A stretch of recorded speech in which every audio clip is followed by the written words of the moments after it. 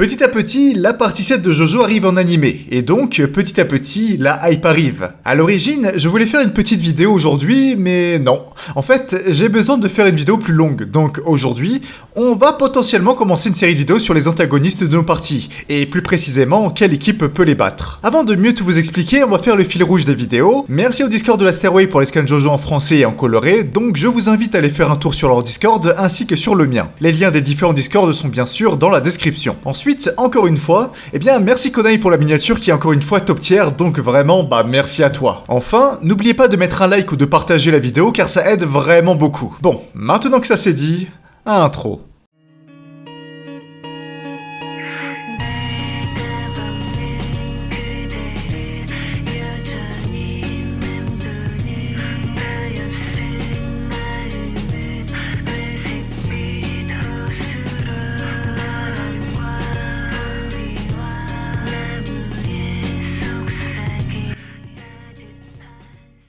Les combats de fin de partie sont de loin le point culminant de chaque partie. C'est là que la tension est la plus haute et c'est là où tu sens que tout peut arriver. Soit nos protagonistes arrivent à gagner, soit nos protagonistes gagnent en perdant un ou plusieurs membres, ou à l'inverse, perdent tout simplement le combat. C'est vraiment le meilleur moment, et c'est à vrai dire, c'est pour ça que très souvent, les chapitres de combat de fin de partie sont vraiment très longs. Bien sûr, je dis ça, mais ça ne veut absolument pas dire que les autres combats de la partie sont moins bien. Et même à vrai dire, ça arrive que beaucoup de personnes préfèrent des combats qui ne sont pas des combats de fin de partie que le véritable combat de fin.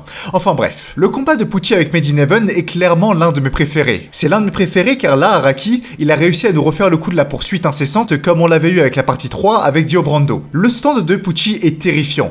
Et s'il se trouve aussi haut dans tous les classements de meilleurs stands, ce n'est pas par pur hasard. J'ai déjà parlé de stands capables de le vaincre, mais là j'ai voulu changer de style. Dans chaque partie, nos protagonistes ont toute une petite équipe avec des stands qui souvent, sont complémentaires les uns les autres. Du coup, je voulais savoir si, dans chaque partie, tous nos JoJo ainsi que leurs Jobros sont capables de vaincre un tel adversaire que Pucci, ou que non, la défaite n'est que la seule solution. On va partir à la fois sur une analyse de pouvoir de stand, mais aussi de la mentalité de nos personnages, car ça oui, ça a une très grande importance. Donc c'est pour ça qu'on va bien sûr commencer avec les parties 1 et 2. Ça va être assez simple.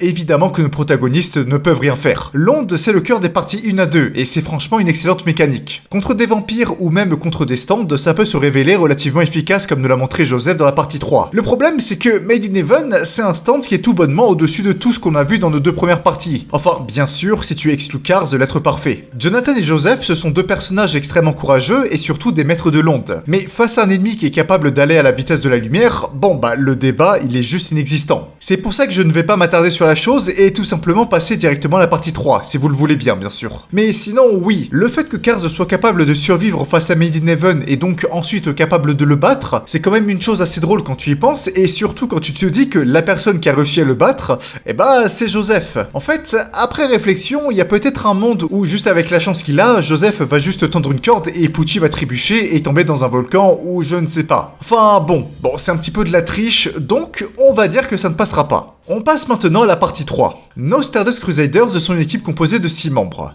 La partie 3 est la première partie avec des stands, et de cette façon, cela fait que Araki était en train de tester de nouvelles choses, et s'était imposé quelques règles, comme par exemple le fait qu'au début, les stands sont des références aux cartes de tarot. De ce fait, la très grosse majorité des stands de la partie sont des stands corrects ou assez faibles. Bon, oui, bien sûr, il y a des exceptions comme Justice ou Crime qui, eux, sont d'excellents stands, mais pour le reste, nos stands sont bons, mais pas excellents. Pour nos protagonistes, on va avoir une répartition qui va être un petit peu du même style. On va avoir Hermit Purple qui n'est pas un bon stand, même s'il est pratique pour Joseph, Hierophant Green, Magician Red qui sont des stands bons, The Fool et Silver Chariot qui sont eux aussi de très bons stands mais pas monstrueux, et enfin Star Platinum qui lui casse les attentes et a un excellent stand. La force du groupe est que les stands fonctionnent assez bien ensemble, mais en réalité, face à un adversaire qui possède une force écrasante, là nos protagonistes ne peuvent pas rivaliser. Le meilleur exemple est avec Rim où Avdol s'est tout simplement fait abattre instantanément et Iggy aussi mort à la fin du combat, ou bien Dio qui s'est juste amusé avec de la nourriture pendant 20 minutes. Maintenant, il y a un paramètre que je n'ai pas pris en compte et oui, bien sûr, c'est Jotaro. Jotaro peut arrêter le temps et ça, c'est l'une des rares techniques qui peut mettre en grande difficulté Pucci. Si on a un combat entre les Stardust Crusaders et Pucci, Jotaro est sans surprise la seule solution pour une victoire de nos protagonistes. Il faut donc que tout le monde joue autour de Jotaro et sur le papier, les stands de nos protagonistes sont très bien pour ça. Hierophant Green, The Fool et Hermit Purple sont d'excellents stands pour aider Jotaro, car ce sont des stands qui peuvent faire beaucoup de choses différentes. A l'inverse, Magician Red et Silver Chariot Riot, eux, sont des stands qui auront un petit peu plus un rôle d'attaquant. Donc là, la seule chose qu'ils peuvent faire, c'est essayer de protéger Jotaro au corps à corps, voire prendre des coups pour lui. Jotaro, quant à lui, va devoir essayer d'avoir un arrêt de temps qui lui permettra de battre Pucci. Bon, maintenant, le problème, c'est deux choses. Déjà, est-ce qu'on se dit que Pucci sait que Jotaro a un tel pouvoir? Car si c'est le cas, ça va changer vraiment beaucoup de choses. Si Pucci, comme dans la partie 6, sait que Jotaro est un danger, eh bien il va l'attaquer instantanément. Et dans ce cas-là, personne ne pourra l'arrêter. A l'inverse, si Jotaro est la dernière personne à se faire attaquer, il y a peut-être une petite chance que Jotaro arrive à activer son stand pour arrêter le temps et frapper le prêtre. Mais là encore, le timing est très restreint, surtout en sachant que Made in Heaven réduit l'arrêt de temps de Jotaro. Et puis surtout, il s'agit d'un plan où Jotaro doit accepter la potentielle mort de ses amis. Oui, c'est un cas de vie ou de mort, mais Jotaro aurait quand même du mal à sacrifier ses amis pour vaincre un adversaire. Pour conclure sur cette partie, on a un scénario qui ressemble beaucoup à celui de la partie 6. La grosse différence est bien sûr les stands présents. Et c'est ça qui va faire la grosse différence. L'absence ou la présence de Diver Down. Diver Down, c'est le meilleur stand de tank du manga. Il est capable d'entrer dans les gens pour prendre des coups pour lui. Et ça, mais c'est incroyable. C'est uniquement grâce à sa présence que dans la partie 6, Jotaro a presque réussi à gagner. Et je ne dis pas ça pour le glaze, mais je le pense sincèrement. Bien sûr, Hermès et compagnie ont eu un rôle très important, surtout au début pour comprendre l'attaque de Pucci. Mais voilà, sans Diver Down, c'est presque impossible pour Jotaro de vaincre Pucci. C'est pour cette raison que peu importe la situation, même si Pucci ne sait pas que Jotaro peut arrêter le temps et que, à l'inverse, Jotaro et compagnie sont au courant de son pouvoir, je ne pense pas que les Stardust pourront gagner face à Pucci, ou du moins, je pense que Pucci aura, dans pratiquement toutes les situations, bien l'avantage. On va maintenant changer de partie et passer à la partie 4. Cette fois-ci, on a le gang de Morio, un groupe qui, objectivement, est bien plus fort. On va avoir Josuke qui possède le meilleur stand de soins du manga, donc déjà rien que ça c'est quelque chose d'abusé, mais comme c'est pas assez fort, on va encore une fois avoir Jotaro qui peut encore arrêter le temps, mais aussi Okuyasu avec The Hand, même si dans le cas présent ne va pas être extrêmement pratique, mais qui reste quand même un excellent stand, et enfin deux stands de support, à savoir Echoes, mais surtout Evansdor. Bon, vous voyez quand je dis que le groupe est plus fort, c'était un mensonge. Le groupe est terriblement fort, genre vraiment. Indépendamment, tous les stands hormis Echoes sont très forts, mais alors là tous ensemble, c'est l'une des meilleures équipes possibles, vraiment. On va reprendre la même logique qu'avec la partie 3. On va partir du principe que la meilleure façon qu'a notre groupe pour gagner, c'est de épauler Jotaro. Après tout, l'arrêt de temps, c'est juste trop fort. Donc, la logique reste la même. Made in Heaven est activé, le temps devient de plus en plus rapide, et maintenant notre prêtre a juste envie de tuer Josuke et compagnie. Ça va laisser un petit peu de temps à nos protagonistes pour se préparer, car oui, bon, j'ai oublié de le préciser, mais une petite faiblesse de Made in Heaven, c'est qu'il faut un petit peu de temps pour que le stand s'active. Certes, c'est pas longtemps, mais plus Pucci attend, et plus il est rapide, et donc moins l'arrêt de temps de Jotaro est efficace. Bref, du coup, dans un cas où nos protagonistes ne sont pas au courant du pouvoir du prêtre, ils vont avoir un petit peu de temps pour se préparer et donc essayer de comprendre ce qui va leur arriver dessus. Dans un cas comme ça, et donc avec très peu de temps à disposition, la seule vraie solution que nos protagonistes peuvent utiliser, c'est une technique similaire à celle de la partie 6 et comme la partie 3 qu'on a imaginé. Donc, protéger Jotaro. Mais cette fois-ci, on a Josuke, et il peut très honnêtement faire le même rôle que Anasui son Diver Down. Imaginons que Josuke utilise en continu son pouvoir sur Jotaro pour essayer de le soigner en continu, alors Jotaro aurait peut-être le temps d'activer son pouvoir au bon moment vu qu'il peut encaisser un coup grâce à Josuke. Maintenant, on peut se poser une question qui est, si Josuke se prend un coup en premier et meurt, alors il ne peut pas soigner Jotaro, non? Et bien pour ça, j'ai envie de vous dire que oui, il pourra. Et ça, c'est pour une raison qui est que si l'attaque de Pucci est si rapide et qu'il décide de transpercer Josuke, ce dernier ne meurt pas sur le coup et il peut utiliser son stand pendant quelques secondes. Après, si on est dans le cas où Josuke se fait tuer sur le coup, genre il se fait décapiter, ouais, là je pense que c'est foutu. Mais ça reste une possibilité. Et ça, voyez-vous, c'est uniquement en prenant en compte Josuke et Jotaro, mais le gang de Morio est bien plus grand que ça. Bon, pour le coup, je ne pense pas que Okuyasu soit réellement utile pour le combat. Utiliser The Hand est trop lent, et même si oui, dans l'idée le stand est très puissant et peut déstabiliser Pucci, en réalité, Okuyasu mon goat ne peut rien faire pour l'aider. À part se prendre un coup pour Josuke et Jotaro, le bug ne peut pas servir. On a ensuite Koichi et son Echoes. Ça va peut-être vous sembler étonnant, mais Koichi est une excellente solution pour le combat. Mais ça, c'est uniquement dans le cas où on connaît les pouvoirs de Pucci. Je m'explique. Echoes, c'est un stand qui est très intéressant, vraiment. L'acte 3 est et restera pour moi une grande déception, même si oui, c'est assez poétique de dire que là c'est le poids des mots qui attaque, mais le problème c'est que, sans surprise, le stand va être inutile dans cet acte. L'acte 3 permet d'appliquer une très grosse force gravitationnelle à une cible touchée, et là le problème c'est que comme pour The Hand, tu ne peux pas toucher Pucci. C'est pour ça qu'on va plutôt s'intéresser à ni plus ni moins que la forme du stand la plus intéressante, l'acte 2. Echoes acte 2 permet d'utiliser des onomatopées pour faire des effets. Ça peut être un simple boom boom pour une explosion, un boing pour un rebond, bref, c'est un stand qui a un énorme potentiel et qui surtout va ici permettre de créer des pièges. Si Kochi écrit autour du groupe des choses comme genre zip pour faire glisser le prêtre avant son attaque, eh bien ça peut faire la différence, vraiment. Alors je dis ça, je dis rien. Mais si Kochi fait une onomatopée d'un truc genre très violent, genre allez, un splash, comme si Pucci se faisait écraser, est-ce que ce serait pas possible de tuer le prêtre? Bon, ok, en réalité ça va à l'opposé total de la morale de Kochi qui s'est fait un stand de 100% non létal, mais avec un esprit un petit peu tordu, eh bien Kochi aurait franchement pu être une menace, moi je vous le dis. Enfin, il reste une dernière personne que je n'ai pas encore beaucoup mentionné. J'ai fait exprès de ne pas parler de lui pour vous montrer que sans ce dernier, eh bien il est possible que le gang de Morio puisse gagner contre Pucci sous certaines conditions. Du coup, maintenant, il se passe quoi si on ajoute la seule personne au monde qui a réussi à tenir le rythme de Pucci en dessinant des pages de manga comme un énorme psychopathe? Je veux bien sûr parler de Rohan. Rohan, bien qu'il soit l'un des pires manières de stand du manga comme on l'a vu dans une ancienne vidéo, possède un stand qui est genre absurdement puissant. Tellement puissant que normalement, il lui serait impossible de perdre un combat, mais bon, Rohan étant Rohan, le karma n'est jamais très loin. Juste, en voyant le problème, Rohan peut écrire sur tous ses alliés une phrase du style l'accélération temporaire ne fonctionne pas sur moi, ou bien pour être encore moins vague, l'attaque du stand de Pucci ne fonctionne pas sur moi, et hop, on a un Jotaro, ou Jusuke, ou même Okuyasu qui, on peut imaginer, se déplacerait comme si de rien n'était comme Pucci. J'aimerais dire que c'est une blague, mais non. Evansdor est un stand vraiment surpuissant, qui serait vraiment capable de faire ça. Si Araki n'en a pas abusé dans le manga, c'est justement pour ne pas avoir un Deus Ex Machina qui se balade dans le plus grand des calmes à Morio. Pour ça que, même si Rohan possède un stand aussi fort, il n'a jamais réellement pu briller. Si on lui donnait trop de lumière, la partie n'aurait pas vraiment eu de grands enjeux. Déjà que bon, le retour de Jotaro a fait un petit peu grincer des dents certains, ce que je peux comprendre vu que l'arrêt du temps c'est vraiment très fort. Avec un Rohan déchaîné en liberté, Josuke n'aurait jamais pu briller. Tout ça pour dire que, comme vous pouvez le voir, je pense que le gang de Morio a pas mal d'options pour se défendre face à Pucci, et ça sans prendre forcément en compte Jotaro. Maintenant, il est vrai que là, l'option de Rohan est vraiment très abusée, mais grâce à lui, peu importe la situation, nos protagonistes peuvent potentiellement gagner. Enfin, à condition qu'il active son cerveau, bien sûr.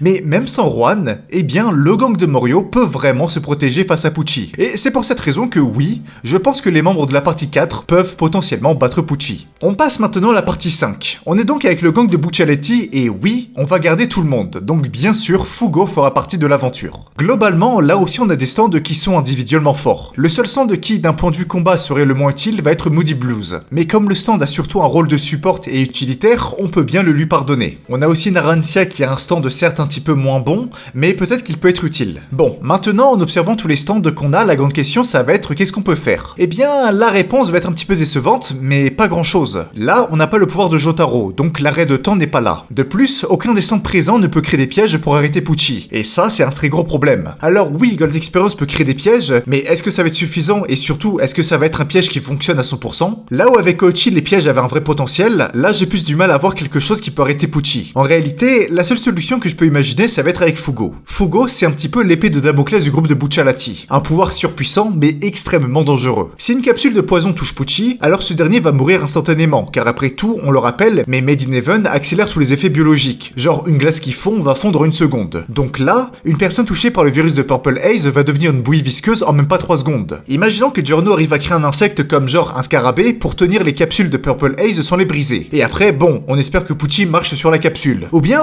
pourquoi pas ne pas faire une attaque suicide en cachant les insectes avec les capsules de virus sur Giorno et compagnie pour que quand Pucci le frappe, eh bien la capsule explose. Alors oui, c'est totalement insensé, mais ça peut être une solution. Mais alors, ça devient une vraie attaque suicide. Oui, Giorno avait réussi à créer un vaccin avec son stand, mais comme je l'ai dit précédemment, le virus va cette fois-ci dissoudre la victime en même pas 3 secondes, donc impossible de créer un vaccin. Une technique qui est plus un suicide qu'autre chose, mais c'est l'une des rares solutions que j'imagine pour cette partie. Et oui, c'est absolument pas glorieux, et même ce serait quand même vachement triste, mais malheureusement, il faut prendre toutes les options. Après, à part pour battre Pucci, 2 autres stands peuvent être pratiques, et c'est le combo Tortue Polnareff et Buccialetti. L'idée serait d'utiliser la tortue pour se cacher dès que Pucci accélère le temps. De cette façon, s'il n'est pas au courant, il ne visera pas la tortue. Et puis, pour ajouter un autre niveau de protection, il est possible d'utiliser la dimension de poche de Buccialetti pour cacher ce dernier, ainsi que la tortue, et de tout simplement attendre la fin de l'accélération du temps et le reboot de l'univers. C'est à ce moment-là que Pucci est vulnérable, vu qu'il ne peut pas accélérer le temps pendant un certain moment. Et sans accélération de temps,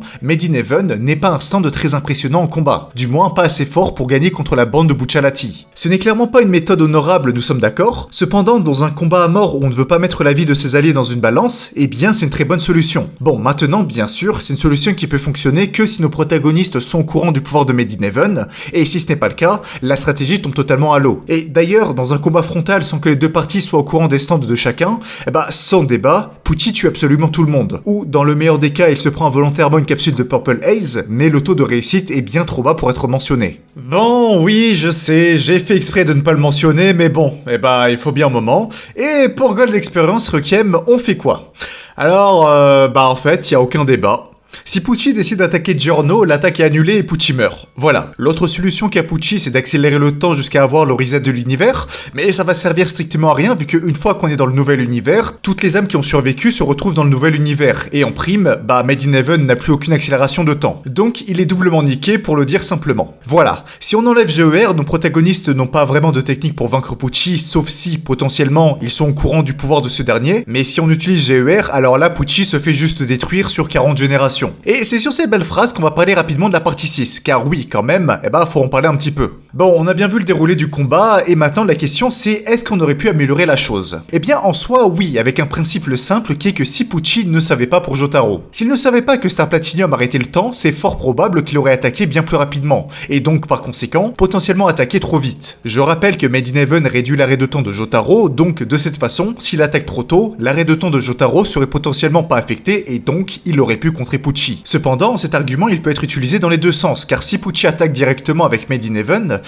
Jotaro n'aurait pas le temps de réaliser le pouvoir de Pucci et donc potentiellement encore une fois rater son arrêt de temps. C'est pour ça qu'au final, après réflexion, l'argument va dans les deux sens. Cependant, dans un monde où Jotaro et compagnie sont au courant du pouvoir de Pucci et pas l'inverse, là c'est pratiquement une victoire totale de nos protagonistes. La force du groupe repose sur le combo Star Platinum et Diver Down, qui fait que Anasui va prendre le premier coup mortel. Ainsi de cette façon, Jotaro, même s'il est pris pour cible, peut bien placer son arrêt de temps et donc gagner le combat. Dans des conditions comme ça, la seule façon qu'ont nos protagonistes pour avoir un avantage face au prêtre, c'est de tout simplement espérer que Pucci n'utilise pas la seule faiblesse de Jotaro contre lui, sa fille. Si Jotaro a le champ libre, il peut tout simplement profiter de la vie supplémentaire offerte par Diver Down pour contrer et ainsi gagner. Mais là encore, c'est dans le cas où Pucci ne sait pas le vrai pouvoir de Jotaro, car dans le cas contraire, il va tout simplement faire son possible pour éliminer Jotaro à distance. Le combat de Pucci contre nos protagonistes dans cette partie joue vraiment sur le fait de si Pucci connaît ou non le pouvoir de Jotaro. En fonction de ça, il peut attaquer à distance ou non, et ça, bien sûr, ça joue énormément. C'est pour ça que pour cette partie, je pense que le résultat est vraiment mitigé,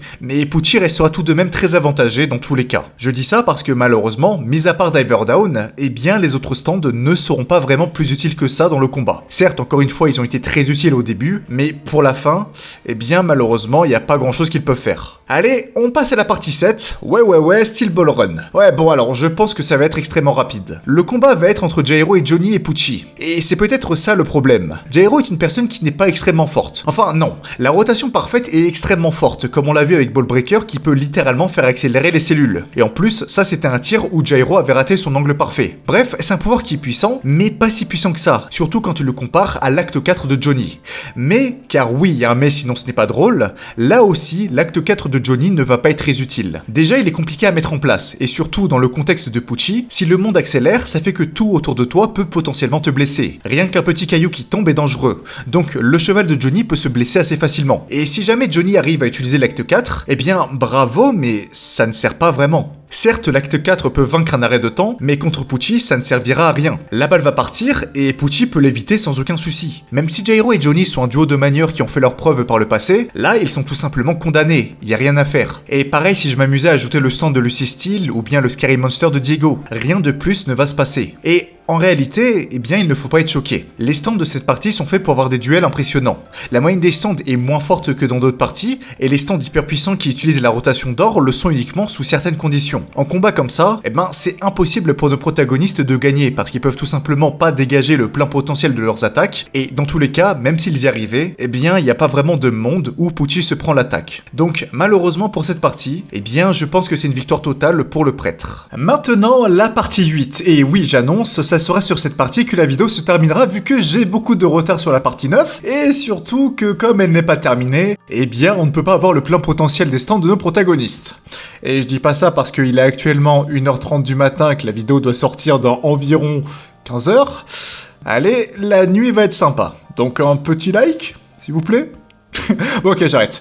Donc, résumons les stands qu'on a. Tout d'abord, on va prendre le doggy style de Rei. Le stand fait penser un petit peu au stand free de Jolene, vu que Rei est capable de transformer son corps en une sorte de fil. Le stand dans ce combat ne sera honnêtement pas utile. Mis à part pour se cacher, eh bien doggy style ne servira pas. Donc, malheureusement, on peut l'enlever de l'équation. On a ensuite Paisley Park, le stand de Yasuo. Paisley Park a un rôle de GPS pour guider son manieur ou un allié, et quand je dis guider, c'est pas forcément le faire se déplacer d'un point A à un point B, non. C'est plus l'aider à prendre des bonnes décisions et l'aider dans des situations compliquées. Bref, c'est un stand qui n'est absolument pas fait pour le combat, mais qui est fait pour aider les autres. En fait, c'est peut-être l'un des meilleurs stands de support de tout le manga, car se faire guider pour se sortir d'une situation désespérée, eh bien, que demander de plus? Ça fait donc de Yasuo et de son stand des personnes indispensables en équipe, mais qui, lorsqu'elles se retrouvent seules, eh bien, sont en grande difficulté car malheureusement, le stand n'est absolument pas fait pour le combat. Maintenant, comment dire? Il y a situation désespérée et situation désespérée. Le stand est là pour te sauver la mise, mais il ne peut pas faire de miracle. On l'a vu avec Wonder of You, ou dans d'autres cas, le stand ne peut pas être un ange gardien et te sauver. Alors, certes, il a pu sauver Yasuo en envoyant une bulle de soft and wet sur Wonder of You, mais là, on parle d'une personne qui se déplace à la vitesse de la lumière. Donc, malheureusement, même si j'aime bien le personnage de Yasuo, elle ne pourra pas sauver la situation. On arrive au dernier personnage de la vidéo, Josuke. Là encore, même si Go Beyond est un stand qui est vraiment très fort, je ne vois pas comment il peut gagner. Enfin, si. Imaginons il tire une bulle au pif et Pucci fait pas gaffe et fonce dessus. Soyons raisonnables, c'est pas une stratégie viable. À la limite, s'il enlève la friction du sol pour faire glisser le prêtre, ok, on peut partir sur quelque chose. Genre Pucci glisse et là Rei l'attrape avec son doggy style pour l'immobiliser, mais malgré ça, c'est trop bancal comme plan. Et ça, voyez-vous, ça me permet de faire tout simplement un petit peu une conclusion pour les parties 7 et 8. Je ne vais rien vous apprendre en vous disant que ces deux parties sont différentes des parties 3 à 6. Et ça, c'est pour une raison qui est simple. Araki voulait mettre encore plus en avant une autre mécanique. Alors, je ne dis pas que les parties 3 et 6, c'est que des coups de poing au pif. Non. Rien que la notion de destin et de gravité sont hyper importantes dans la partie 5 et 6. Mais là, dans les parties 7 et 8, les mécanismes, ils sont encore plus ancrés dans le récit et affectent de façon encore plus importante les stands de nos protagonistes. Résultat, Tusk et Soft and Wet, ce sont des stands qui, après avoir eu une évolution, sont devenus des stands hyper puissants, mais qui ne sont pas imbattables. Sur ces points-là, D4C et Wonder of You sont bien plus puissants que eux de manière générale, et c'est aussi ça la grosse différence. Là où avant on avait Jotaro et compagnie qui avaient des stands relativement forts ou du moins efficaces dans beaucoup de situations différentes, là on a des stands qui sont hyper puissants, mais sous certaines conditions. Et du coup, c'est tout à fait normal que là, nos stands, ne peuvent rien faire contre un stand capable d'accélérer le temps. Faut pas retenir que les stands sont faibles, non, c'est même l'inverse pour une grande partie. C'est juste que là, ils ne sont pas faits pour ça, et que donc, par conséquent, même à plusieurs contre Pucci, ils ne pourront pas sortir victorieux. Et je me répète, mais je ne suis pas la voix de la vérité absolue. Vous avez le droit de ne pas être d'accord avec moi, et même d'ailleurs, au moins ça permet d'avoir un débat en commentaire. Et ça, c'est exactement pour cette raison que je peux enfin terminer la vidéo. La vidéo est terminée, merci de l'avoir regardée. J'espère honnêtement qu'elle vous a plu. Bon, vous avez vu, j'ai essayé de faire une vidéo un petit peu plus longue, donc j'espère que vous kiffez. Normalement, ça va un petit peu m'aider pour l'algorithme YouTube, parce que oui, faut être transparent, faut quand même faire un petit peu de vues. C'est pour ça que si vous êtes encore là, un petit like, un abonnement, je ne dis pas non. C'est vrai qu'il y a aussi la nouvelle fonction, là, promouvoir ou je sais plus quoi. Je crois que c'est un like ? Je sais plus. En tout cas, si vous voulez le faire, je ne dis pas non. Et nous, j'espère, on se retrouve peut-être la semaine prochaine ou dans 2 semaines. Plutôt dans 2 semaines, je pense honnêtement. Donc écoutez, d'ici là, portez-vous bien, restez fiers de ce que vous faites dans la vie. Et comme on le dit en Italie, arrivederci.